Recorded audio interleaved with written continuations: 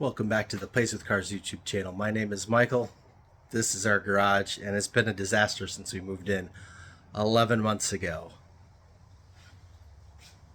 Not quite so much anymore. That's right, I finally took the plunge and got stuff moved out of the way and figured out where things are going and got some stuff set up. So we have the Danger Box here, our original Harbor Freight tool cart thing. The actual workbench here, which this will be mounted up on the wall, so that'll be off of the workbench. This is where you can actually work on things and place parts when you're working on the car.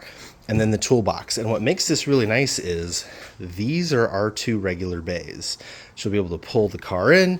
If you're doing any work under the hood, you can actually turn from the engine to the toolbox and back, be able to put your parts here and work on things. So I am really excited about this. This has been a long time coming. It's the first thing I wanted to do to the garage, and we've just been so busy with life, and now I'm finally making it happen. And these are where the toolboxes were, and they were like absolutely buried. You can see they were behind all the boxes and the giant, everything we needed to unpack and all that. And then also like the top box was on the floor, so you couldn't actually like really use it or get to it. It made fixing anything in the house such a ginormous pain in the butt. Now I can actually get to everything.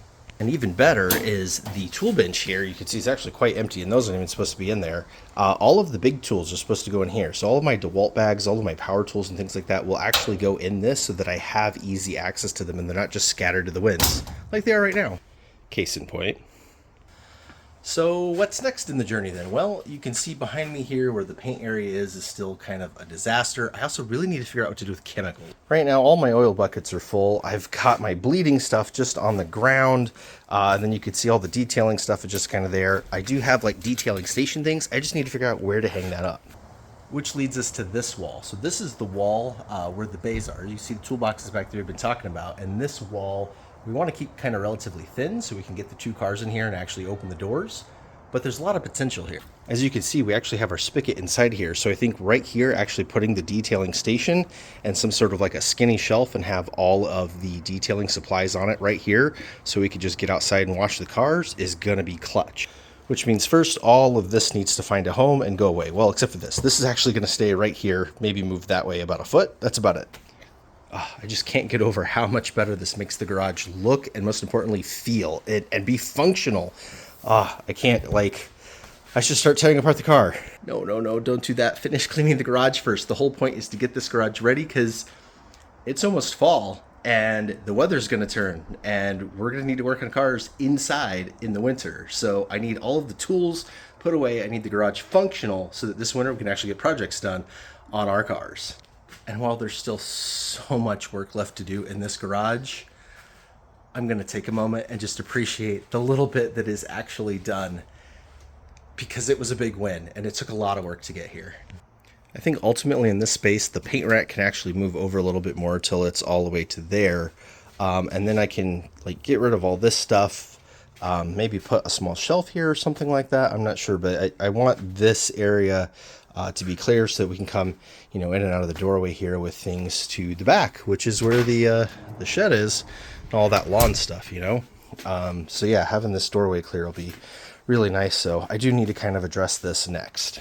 I think I'm actually going to start with this shelf though. It has lived literally in the middle of the garage since we moved. It was like the last thing we took out of the old house and the first thing we brought into the garage so that we could stack stuff on it. And it has just been in the way ever since. And now I have a little bit of wall space for it. So what do you think? Should we do it? Let's do it.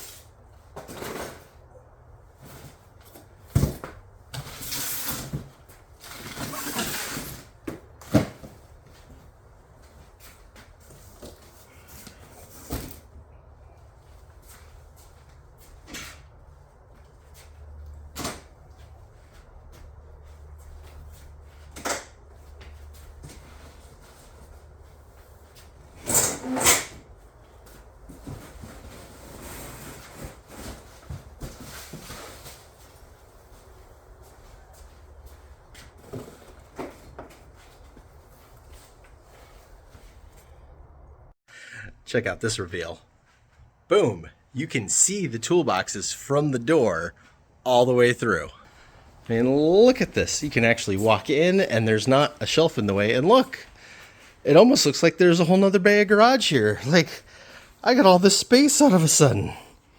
Yeah, so I'm going to start moving all of this stuff over there so that we can have 2 bays back again. It's looking like we might actually make this thing ready for winter. So long term, I don't think this particular shelf is going to say this particular spot because I actually miscalculated and I had to move one of those up, and there's racking, all the way to about here.